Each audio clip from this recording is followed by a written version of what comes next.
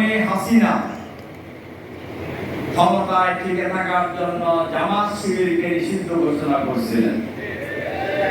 এখন আওয়ামী লীগ হাসিনা নিষিদ্ধ হয়ে গেছে, জামাত ঠিকই আছে। বোঝা যায় যে নিষিদ্ধ করে কোনো আন্দোলন দমন করা যায় না, নিষিদ্ধ করে পতনও ঠেকানো যায় না।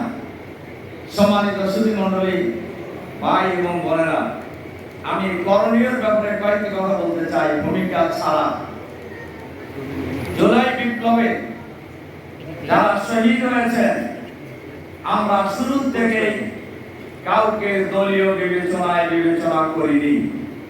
জামাত ইসলামীর আমির ডক্টর শফিকুর রহমানের পরিকল্পনায় আমরা প্রত্যেক শহীদ পরিবার, উনি নিজেও গিয়েছেন, আমরাও গিয়েছি, এবং 2 লাখ করে টাকা আমরা প্রত্যেক পরিবারকে আমরা প্রাথমিকভাবে সহযোগিতা করেছি।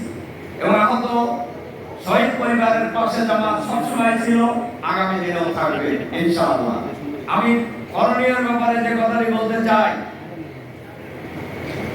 6 সালের 28 অক্টোবর পল্টন হত্যাকাণ্ড, বিডিআরের হত্যাকাণ্ড, শাপলা চত্বরের নিরীহ আলেম ওলামাদেরকে নির্বিচারে হত্যাকাণ্ড, জুলাই বিপ্লবে হত্যাকাণ্ড, জামাত ইসলামীর তদানীন্তন আমির শহীদ আমিরে জামাত মাওলানা মতিউর রহমান নিজামী সহ যত নেতৃবৃন্দকে খুনি হাসিনা হত্যা করেছে, শত হত্যাকাণ্ডের বিচার দ্রুত শেষ করতে হবে বাংলাদেশের মাটিতে। এবং জামাত নেতৃবৃন্দকে বিচারের নামে যারা হত্যা করেছে, এই হত্যাকাণ্ডের সাথে খালি হাসিনাকে ফাঁসি দিলে হবে না। এই বিচারের সাথে যারা জড়িত, বিচারপতি, প্রসিকিউশন, তদন্ত কর্মকর্তা, মিথ্যা সাক্ষী দাতাদেরকে অবিলম্বে গ্রেফতার করে বিচারের আওতায় আনতে হবে। তার কারণ এরা খুনি, খুনিদের কোনো ক্ষমা নাই। সরকারের কাছে বলবো, সরকারের ভিতরে বাইরে যে ফ্যাসিবাদের দোষর আছে, তাদেরকে অবিলম্বে চিহ্নিত করতে হবে, গ্রেফতার করতে হবে, এবং না হইলে সরকার সফল হতে পারবে না। ফ্যাসিবাদের ভূত যদি সরকারের ভিতরে থাকে, প্রধান উপদেষ্টা আপনি যতই চেষ্টা করেন, আপনি সফল হতে পারবেন না। কাজে ফ্যাসিবাদের ভূত আপনার আশেপাশ থেকে সরাতে হবে। বাংলাদেশের মানুষ প্রায় 20 বছর হলো ভোট দিতে পারে না। ভোট, মানুষের ভোটাধিকার নিশ্চিত করতে হবে। এই জন্য 2টা জিনিস খুবই প্রয়োজন।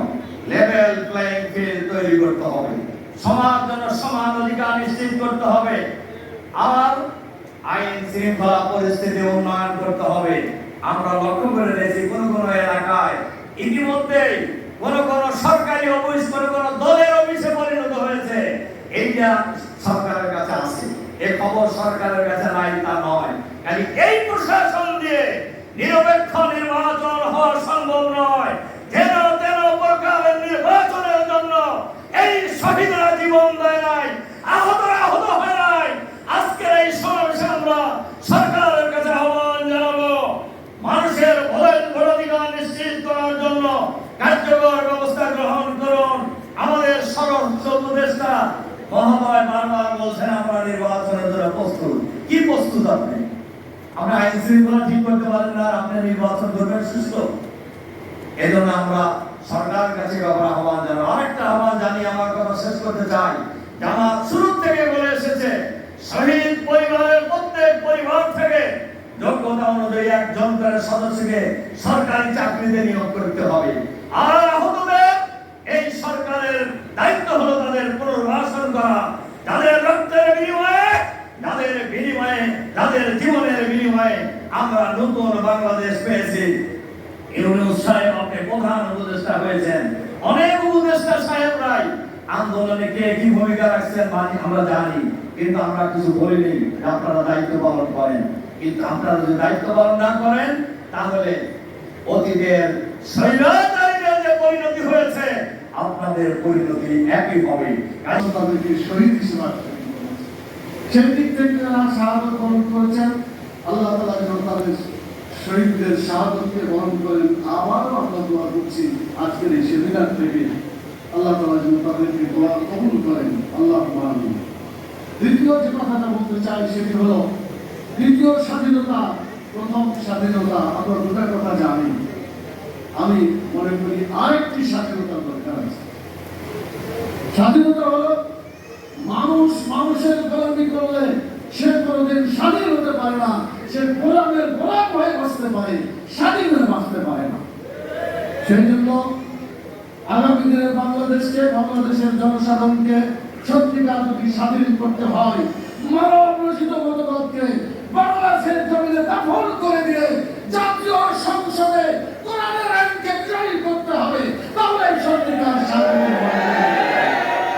বাংলাদেশের 18 কোটি মানুষের মুক্তি আসবে, কল্যাণ আসবে, আমরা দুনিয়াতেও সম্মানিত হব, আখিরাতেও আল্লাহর কাছে আমরা জান্নাত পাবো ইনশাআল্লাহ। সেজন্য আমি আজকের এই সেমিনারে যারা বক্তব্য রেখেছেন, বিশেষ করে আমাদের সেক্রেটারি জেনারেল যে লিখিত বক্তব্য পাঠ করেছেন, সব কথা এখানে শিখেছে, নতুন করে বলার কিছু নাই। যে কথাটি বলে আমার বক্তব্য শেষ করতে চাই, পরে 1টা বেজে গেছে, আজান হয়ে গেছে, জুমার নামাজ, সেজন্য একেবারে শেষ করছে কথা বলে। সেটা হলো এই দেশটাকে যদি সত্যিকার কল্যাণকর রাষ্ট্রে পরিণত করতে হয়, মানবিক বাংলাদেশ যদি করতে হয়, মানুষের জন্য যে বিধান আল্লাহ দিয়েছেন সেই আল কোরআনের বিধানকে এই বাংলাদেশে চালু করতে হবে।